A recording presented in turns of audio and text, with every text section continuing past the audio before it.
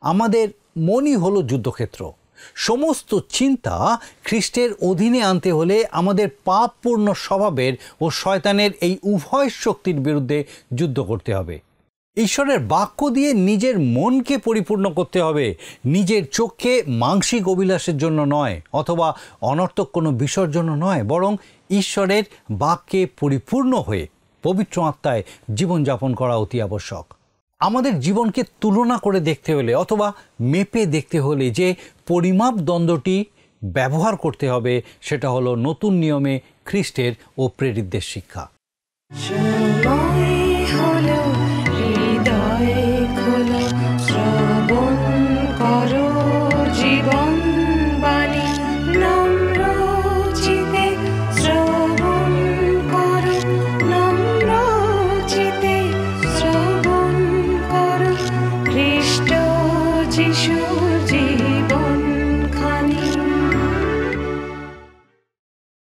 নমস্কার, জীবনবাণী অনুষ্ঠানে প্রভু যীশু খ্রিস্টের মধুর নামে আপনাকে স্বাগত জানাই।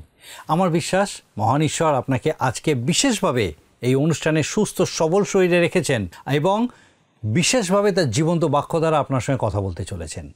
আসুন আজকে আমাদের মূল আলোচনায় যাবার আগে একটা গানের মধ্যে দিয়ে ঈশ্বরের গৌরব করি।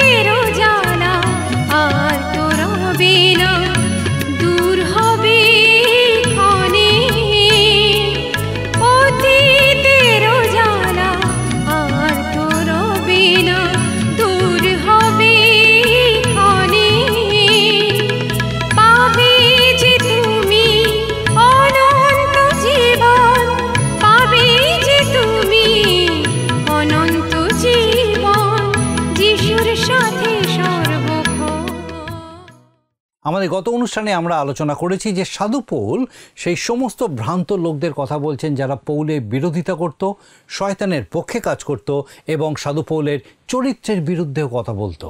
সাধু পৌল বলছেন আমাদের যুদ্ধ আত্মিক জগতে মন্দ শক্তিগুলির বিরুদ্ধে।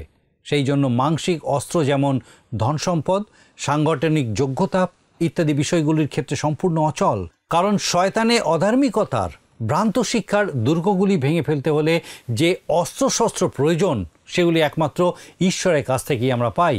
প্রত্যেক বিশ্বাসীদেরকে সাধু পৌল বলছেন তারা যেন সত্যের প্রতি নিবেদিত থাকে, ধার্মিক জীবনযাপন করে, সুসমাচারের সত্যগুলিকে ঘোষণা করে, বিশ্বাস, প্রেম ও প্রত্যাশা ধরে রাখে এবং ঈশ্বরের বাক্য ও প্রার্থনায় নিবিষ্ট থাকে। শত্রুর বিরুদ্ধে এই অস্ত্রগুলি প্রয়োগ করার দ্বারা মণ্ডলী বিজয় লাভ করে থাকে। খ্রিস্টের ও তার বিশ্বাসগুলির প্রতি মনোসংযোগ করার জন্য দৃঢ় নিশ্চিত সিদ্ধান্ত গ্রহণ করা আমাদের একান্ত কাম্য। কারণ আত্মিক মনোভাবই জীবন ও শান্তি দান করে।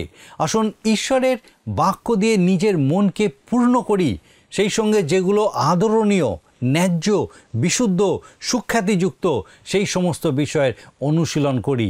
আসুন আমরা বিস্তারিতভাবে এই বিষয়গুলিকে দেখি এবং দেখি যে ঈশ্বর কিভাবে তার জীবন্ত বাক্য দ্বারা আরেকবার আমাদের সঙ্গে কথা বলতে চান। আসুন আমরা আমাদের মূল আলোচনায় প্রবেশ করি। জীবনবাণীর ধারাবাহিক অনুষ্ঠানে আমি আপনাদের কাছে বাইবেলের নতুন নিয়ম থেকে আলোচনা করছি। নতুন নিয়মে করিন্থীয়দের প্রতি প্রেরিত পৌলের দ্বিতীয় পত্রের আলোচনায় আমরা রয়েছি। গত অনুষ্ঠানে আমরা 10 অধ্যায় শুরু করেছিলাম। সেখানে সাধু পৌলের প্রেরিতত্ব ও ক্ষমতা বিষয় আমরা আলোচনা করেছিলাম। আজকে আমি 4 পদ থেকে আলোচনা শুরু করব। লেখা আছে এখানে, কারণ আমাদের যুদ্ধের অস্ত্রশস্ত্র মাংসিক নয়, কিন্তু দুর্গসমূহ ভাঙিয়া ফেলিবার জন্য ঈশ্বরের সাক্ষাতে পরাক্রমী। আমরা বিতর্ক সকল এবং ঈশ্বর জ্ঞানের বিরুদ্ধে উত্থাপিত সমস্ত উচ্চ বস্তু ভাঙিয়া ফেলিতেছি এবং সমুদয় চিন্তাকে বন্দী করিয়া খ্রিস্টের আজ্ঞাবহ করিতেছি। আর তোমাদের আজ্ঞাবহতা সম্পূর্ণ হইলে পর সমস্ত অবাধ্যতার সমুচিত দণ্ড দিতে প্রস্তুত আছি। 10 অধ্যায় 4 থেকে 6 পদ পাঠ করেছি। এখানে আমরা দেখতে পাই সাধু পৌল সেই অস্ত্রশস্ত্রের কোনো তালিকা দেননি। আত্মিক যুদ্ধ অর্থাৎ বুঝতে হয় আমাদের আত্মিক শত্রু রয়েছে, আর আত্মিক যুদ্ধে জয়লাভের জন্য আত্মিক অস্ত্র প্রয়োজন। বলা হয়েছে আমাদের যে সেই অস্ত্রশস্ত্র পরাক্রমী। আজকের দিনে তেমন অস্ত্রগুলো কি আপনি চিনে নিতে পারেন? প্রথমটা হল ঈশ্বরের বাক্য। আমাদের প্রত্যেককে প্রভুর বাক্যে থাকতে হবে দৃঢ় বিশ্বাসে, আর তা হল আত্মার খড়গ। সাধু পৌল সেই আত্মার খড়গরূপ প্রভুর বাক্য নিজে ব্যবহার করলেন এবং আমাদেরকে গ্রহণ করতে বলছেন। তিনি বলছেন রোমীয়দের প্রতি পত্রে 1 অধ্যায় 16 পদে, আমি সুসমাচার সম্বন্ধে লজ্জিত নই, কারণ উহা প্রত্যেক বিশ্বাসীর পক্ষে পরিত্রাণার্থে ঈশ্বরের শক্তি। দ্বিতীয় অস্ত্র পবিত্র আত্মার উপস্থিতি। নিজের দুর্বলতা সাধু পৌল জানতেন। তিনি পবিত্র আত্মার মুদ্রাঙ্ক সম্পর্কে নিশ্চিত ছিলেন, আর পবিত্র আত্মার শক্তিতে শক্তিপ্রাপ্ত হতেন। আরও একটা অস্ত্র বলতে বুঝায় প্রার্থনা, আর পৌল প্রার্থনা খুব বিশ্বাসী ছিলেন। আমরা সেই বিষয় ইফিসীয় পত্রে তার 6 অধ্যায় 17 এবং 18 পদে দেখি। তিনি একে আক্রমণাত্মক এক অস্ত্র স্বরূপে দেখিয়েছেন। লেখা আছে যে পরিত্রাণের শিরস্ত্রাণ এবং আত্মার খড়গ অর্থাৎ ঈশ্বরের বাক্য গ্রহণ করো। সর্ববিধ প্রার্থনা ও বিনতি সহকারে সর্বসময় আত্মাতে প্রার্থনা করো এবং ইহার নিমিত্ত সম্পূর্ণ অভিনিবেশ ও বিনতিসহ জাগিয়া থাকো। এ সকল আত্মিক যুদ্ধে যোদ্ধাগণ এর দ্বারা সাফল্য লাভ করে। এই জয় তারা তাদের নিজেদের দ্বারা লাভ করে না, ঈশ্বর জয় দেন। আর আমরা জয়ী হলে সকল গৌরব ঈশ্বরের। তাঁর মহানামের ধন্যবাদ হোক। খ্রিস্টের জন্য আমরা আত্মা জয় করতে পারি না, কিন্তু আমরা প্রভুর বাক্য বীজকে চারিদিকে ছড়িয়ে দিতে পারি। সাক্ষ্যদানের এই উন্মুক্ত দ্বারের জন্য তাঁর ধন্যবাদ করি। আমরা সফল হয়ে উঠি, ঈশ্বর আমাদের জয়ী করেন। শয়তানের দুর্গ ভেঙে ওই মহাশক্তিধর অস্ত্রগুলো ব্যবহারের মাধ্যমে ঈশ্বর বিরোধীগণ ঈশ্বরেতে বন্দী হয়, পরিবর্তিত হয়, খ্রিস্টের প্রতি আনুগত্য স্বীকার করে। খ্রিস্ট বিশ্বাসী এই সমস্ত অস্ত্র ব্যবহারপূর্বক খ্রিস্টেতে আত্মসমর্পণ করলে বিরোধীগণ খ্রিস্টের অনুগত হতে পারে। 2 করিন্থীয় তার 10 অধ্যায় থেকে আমি আপনাদের কাছে পাঠ এবং আলোচনা করছি। এখন 7 থেকে 10 পদ পর্যন্ত পাঠ করব। যাহা সম্মুখে আছে তোমরা তাহাই নিরীক্ষণ করিতেছ। কেহ যদি নিজের উপরে বিশ্বাস রাখিয়া বলে, আমি খ্রিস্টের লোক, তবে সে পুনর্বার আপনা আপনি বিচার করিয়া বুঝুক সে যেমন আমরাও তেমনি খ্রিস্টের লোক। বাস্তবিক আমাদের কর্তৃত্ব বিষয় কিঞ্চিত অধিক শ্লাঘা করিলেও আমি লজ্জা পাইব না। প্রভু তোমাদের উৎপাটনের নিমিত্ত নয়, কিন্তু তোমাদিওকে গাঁথিয়া তুলিবার নিমিত্ত সেই কর্তৃত্ব দিয়াছেন। আমি পত্রগুলোর দ্বারা যে তোমাদিওকে ভয় দেখাইতেছি এমন মনে করিও না। 10 পদে লেখা আছে, কেউ কেউ বলে তাহার পত্র সকল ভারযুক্ত ও তেজস্বী বটে, কিন্তু সাক্ষাতে তাহার শরীর দুর্বল এবং তাহার বাক্য হেয়। বিরোধীদের বিষয় বলতে গিয়ে সাধু পৌল সুদৃঢ়ভাবেই জানিয়েছেন যে খ্রিস্ট হতে শক্তি ক্ষমতার দাবিদার হিসাবে সাধু পৌল নিজেই নিজেকে প্রকাশ করতে পারেন। সেই নিশ্চয়তা তাঁর অবশ্যই রয়েছে। প্রেরিত তত্ত্বের অধিকার তাঁর রয়েছে, আর তা করিন্থীয়দের ধ্বংস করার জন্য নয়, বরং বিশ্বাসে তাঁদের গেঁথে তোলার জন্য। নিশ্চয়ই সাধু পৌল চাইতেন না যে পত্রের কথাগুলো তাঁর রূঢ় ও সাহসী হোক কঠিন, রুক্ষ, এবং তাদের সম্মুখে দুর্বলতাতেও উপস্থিত হতে চাইতেন না। মনে হয় তিনি মানুষের কাছে খুব আকর্ষণীয় দেখতে ছিলেন না, তাই প্রচারের সময় লোকে বুঝে নিত যে তাঁর শারীরিক দুর্বলতায় বা দুর্বল শরীরের অবস্থাতেই প্রচার করেছেন, কোনো দৈহিক কর্মতৎপরতায় করেন না। হয়তো দেখতে তিনি দুর্বলই ছিলেন। আরও মনে হয় বিচারকর্তৃগণের সময় আমরা পুরাতন নিয়মে দেখি সিমশন যেমন ছিলেন তেমনি পৌলের প্রচার ক্ষমতাও শারীরিক বল প্রযুক্ত ছিল না তাঁর নিজস্ব, কিন্তু ঈশ্বরের আত্মারই পরাক্রমে ঈশ্বরের সেবাকার্য তিনি করতেন। লোকে ভুল বুঝেছিল, আর তাই পৌল জানিয়ে দিলেন যে তিনি পত্রের বাক্যেও যেমন সম্মুখে উপস্থিত হলেও তেমন কঠোর হতে পারেন।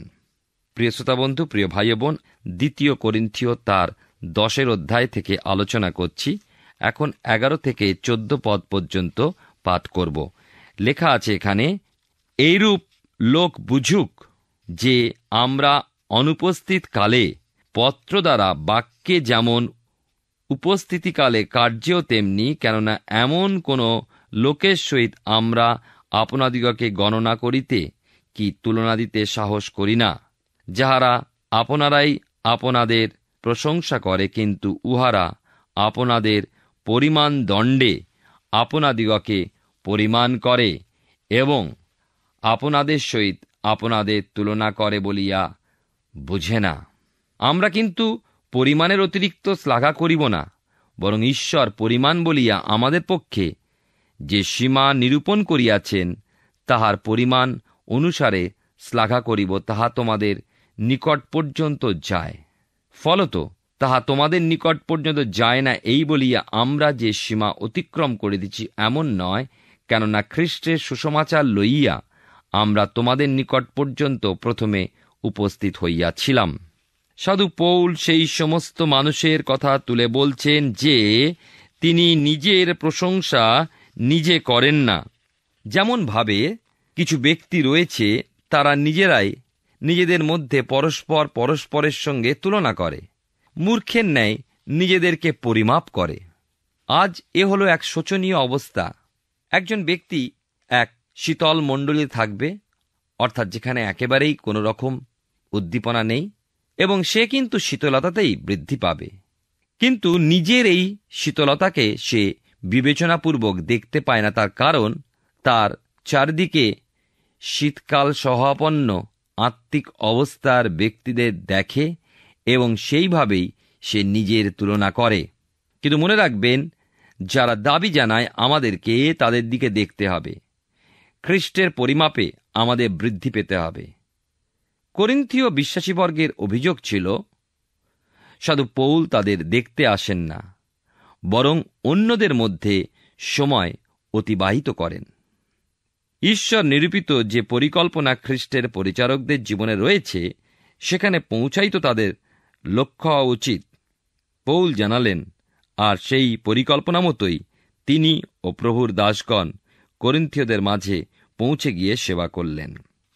2 করিন্থীয় তার 10 অধ্যায় আমরা আলোচনা করছি, এবং 10 অধ্যায় শেষ অংশ 15 থেকে 18 পদ পর্যন্ত এখন আমরা পাঠ করব, যা লেখা রয়েছে 370 পৃষ্ঠায়। লেখা আছে এখানে 15 পদে, আমরা পরিমাণ না মানিয়া যে পরের পরিশ্রমে শ্লাঘা করি তাহা নয়, কিন্তু প্রত্যাশা করি যে তোমাদের বিশ্বাসে বৃদ্ধি পাইলে আমাদের সীমা অনুসারে তোমাদের মধ্যে আরও অপর্যাপ্ত রূপে বিস্তারিত হইব, তাহাতে তোমাদের পরবর্তী অঞ্চলেও সুসমাচার প্রচার করিতে পাইব। পরের সীমার মধ্যে যাহা প্রস্তুত হইয়াছে তাহার উপলক্ষে শ্লাঘা করিব না, তবে যে শ্লাঘা করে সে প্রভুতেই শ্লাঘা করুক, কেননা আপনার প্রশংসা যে করে সে নয়, কিন্তু প্রভু যাহার প্রশংসা করেন সেই পরীক্ষা সিদ্ধ। পৌল তাদের স্মরণ করতে বলছেন, বহুদূর পথ অতিক্রম করে তিনি খ্রিস্টের শুভবার্তা বা মঙ্গল সমাচার বহন করে তাদের মধ্যে নিয়ে গিয়ে পৌঁছে দিয়েছিলেন। এই যে সুসমাচার বহনপূর্বক তাদের মাঝে সর্বপ্রথম যাওয়া, এর পশ্চাতে তার এমন লক্ষ্য ছিল না যে তিনি তাদের পালক হবেন, অপর কেউ এসে তাদের মাঝে সেবা কার্য করছে এবং তিনি তার কৃতিত্ব ভোগ করবেন, এমন তিনি কিন্তু করছেন না। খ্রিস্টের সেবকত্বের আহ্বানে তিনি প্রাপ্ত হয়েছেন। সেবা কার্য শুরু করে তিনি সেই উদ্দেশ্যে বিভিন্ন স্থানে যাত্রাও করেছেন। সর্বদা সীমান্তের প্রদেশগুলোতে তিনি এই সেবা কার্যে ঘুরে ঘুরে বেড়িয়েছেন। কখনো অন্যের গেঁথে তোলা ভিত্তির উপরে তিনি গাঁথতে যাননি। আমরা অনেক সময় অন্যের ভিত্তিতে গেঁথে বাহবা নেবার চেষ্টা করি।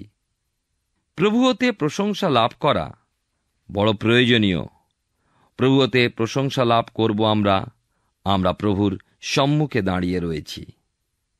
তিনি সকলেই নিরীক্ষণ করছেন।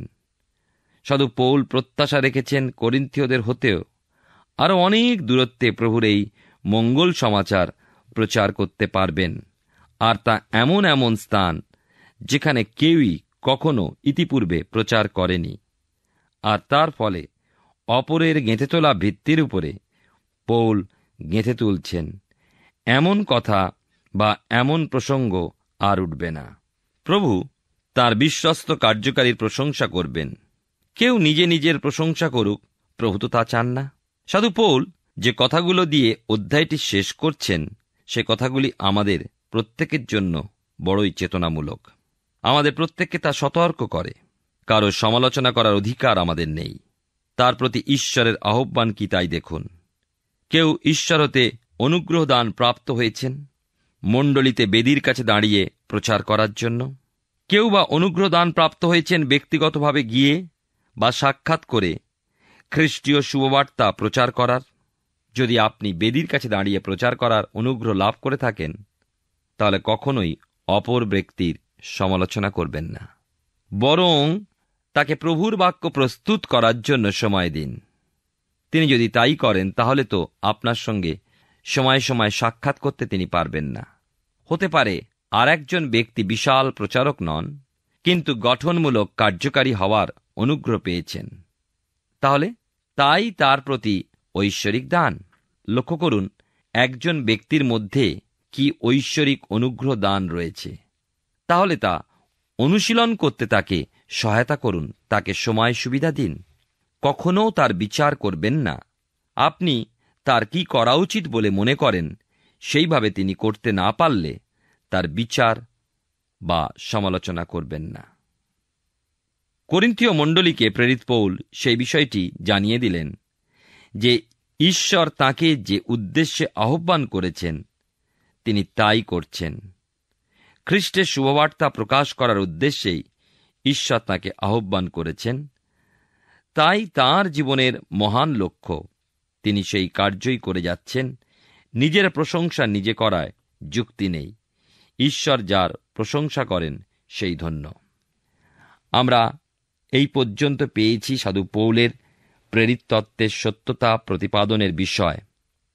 এবারে আমরা আসব সম্পূর্ণ ব্যক্তিগত বিষয়টিতে, সাধু পৌলের প্রেরিতত্বের সমর্থন বিষয়ক অধ্যায়টিতে।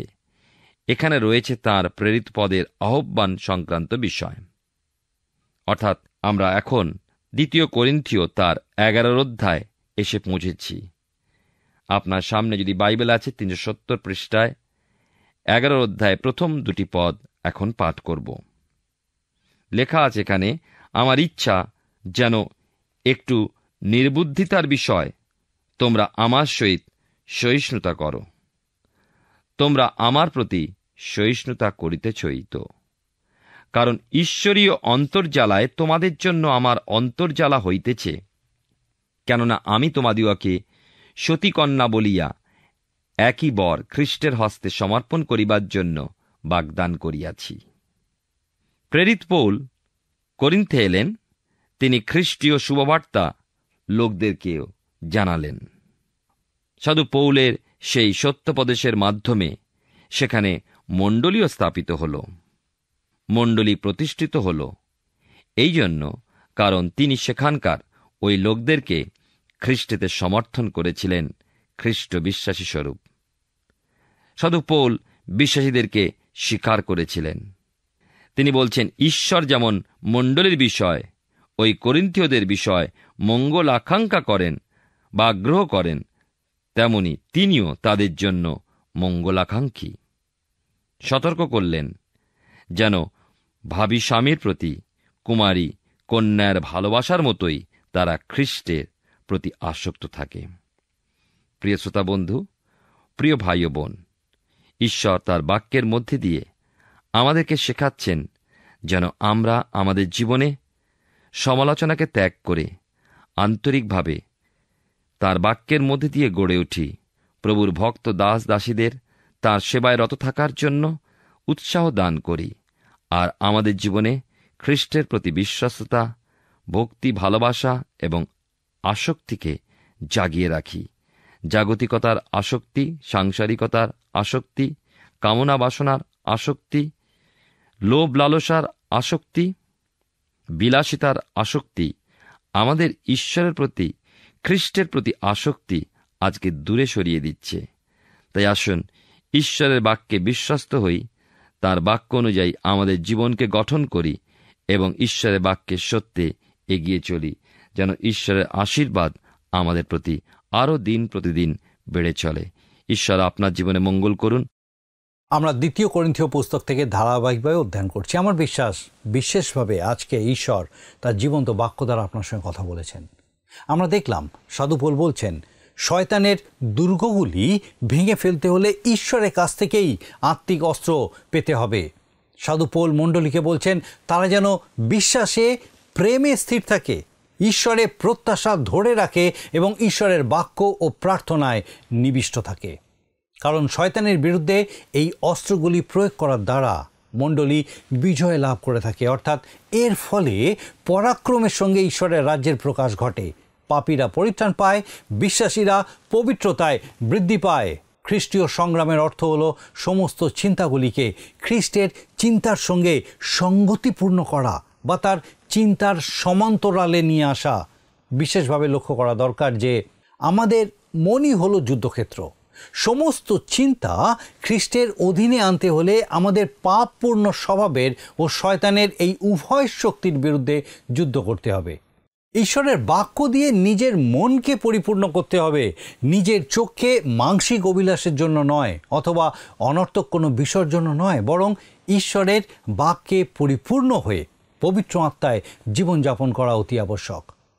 আমরা যদি আমাদের সমসাময়িক লোকদের বা বিশ্বাসীদের জীবন দিয়ে নিজেদের তুলনা করি, তবে বুঝতে হবে যে আমরা এখনও ঈশ্বরের বাক্যের পূর্ণ জ্ঞানে পৌঁছাইনি, অথবা তার ইচ্ছা সম্পর্কে সঠিকভাবে এখনও বুঝে উঠতে পারিনি।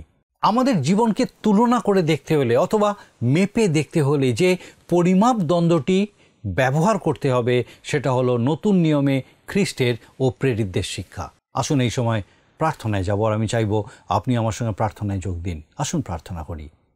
পরম করুণাময় স্বর্গীয় পিতা, ধন্যবাদ দিই প্রভু, আরেকটি বার তোমার জীবন্ত বাক্য আমাদের জন্য তোমার বিশেষ শিক্ষা উপলব্ধি করতে সাহায্য করলো। ধন্যবাদ দিই আমাদের প্রত্যেক দর্শক বন্ধুকে আরেকবার পিতাগো তোমার এই জীবন্ত বাক্য দ্বারা তুমি উৎসাহিত উজ্জীবিত হতে সাহায্য করেছো। প্রার্থনা করি সেই প্রত্যেক দর্শক বন্ধু, তাদের পরিবার পরিজন প্রত্যেকের জন্য প্রভু তোমার পবিত্র পরাক্রমে তাদের সঙ্গে সঙ্গে থাকো। বিশেষ করে প্রার্থনা করি এই সময় যদি এমন কেউ থাকেন বা এমন কোনো পরিবার হয়তো কঠিন কোনো পরিস্থিতির মধ্যে দিয়ে যাচ্ছেন, হয়তো এমন সমস্যা যে তারা নিজেদেরকে অসহায় মনে করছে, প্রভু তোমার পবিত্র উপস্থিতিতে তাদেরকে পূর্ণ করো, যেন তোমার জ্ঞানে তোমার পরিপূর্ণতায় পিতাগো তারা তোমার সেই আলো দেখতে পায়, প্রত্যাশা দেখতে পায়, বিশ্বাসে স্থির হতে পারে, এবং প্রভু তুমি সেই তোমার পবিত্র পরাক্রমে তাদেরকে আরেকবার তোমার প্রতি বিশ্বাসে স্থিরতায় বৃদ্ধি পেতে সাহায্য করো, যেন তারা তাদের সেই সিচুয়েশনের মধ্যে দিয়ে পিতা তোমাকে দেখে সেই সিচুয়েশনের মধ্যে দিয়ে বেরিয়ে এসে তোমার গৌরব করতে পারে। প্রভু তুমি কৃপা করো, তোমার পবিত্র পরাক্রমে সেই ব্যক্তি বা সেই পরিবারকে তোমার আশীর্বাদে পূর্ণ করো এবং তাদের প্রত্যেকের সঙ্গে সঙ্গে থাকো। স্বর্গীয় পিতা, একই সঙ্গে আমাদের প্রত্যেক দর্শক বন্ধুকে আরেকবার তোমার চরণে সমর্পণ করি। প্রত্যেক গৃহকে রাখি, তাদের সন্তান সন্ততিদেরকে রাখি, তোমার দয়া অনুগ্রহ করুণায় পূর্ণ রাখো, সুরক্ষিত রাখো, তোমাদের বেড়ে উঠতে সাহায্য করো। তোমার যিশু নামে ভিক্ষা দয়া করে শ্রবণ গ্রহণ করো, আমেন। ঈশ্বরের ধন্যবাদ দিয়ে আরেকটি বার আমরা সুযোগ পেয়েছিলাম, আর আমার বিশ্বাস আগামী দিনেও আমাদের এই জীবনবাণী অনুষ্ঠানে ঈশ্বরের বাক্যের এই ধারাবাহিক আলোচনায় আপনি নিশ্চয়ই উপস্থিত থাকবেন। ঈশ্বর আপনার মঙ্গল করুন। প্রিয় বন্ধু, আশা করি জীবনবাণী অনুষ্ঠানটি আপনার ভালো লেগেছে। আর যদি ভালো লেগে থাকে তাহলে অবশ্যই আমাদের একটি মিসড কল দিন। আপনার দেওয়া মিসড কলটি আমাদের কাছে অতি মূল্যবান। আমরা আনন্দের সাথে জানাই, প্রতিটা মিসড কল দাতাদের মধ্যে থেকে সপ্তাহের শেষে বিশেষ দর্শক বন্ধুকে বেছে নেওয়া হবে এবং সেই দর্শক বন্ধুকে পুরস্কৃত করা হবে ও সপ্তাহের শেষে তার ছবি ও নাম আমাদের অনুষ্ঠানে প্রকাশ করা হবে। গত সপ্তাহের বিজয়ী দর্শক বন্ধুরা হলেন উত্তর ২৪ পরগনা থেকে সঞ্জয় বসাক ও কলকাতা থেকে বাদল মণ্ডল। আমাদের মিসড কল দেবার নম্বরটি হল 04449081 আপনি প্রার্থনা ও আরও অধিক জানতে আগ্রহী হলে আমাদের সঙ্গে অবশ্যই ফোনের মাধ্যমে যোগাযোগ করতে পারেন। আমাদের মোবাইল নাম্বার 9433497235 এবং আরেকটি হল 9433803755। আর আমাদের ঠিকানা টিভি স্ক্রিনে আপনারা দেখে নিন। ধন্যবাদ, ভালো থাকুন, সুস্থ থাকুন।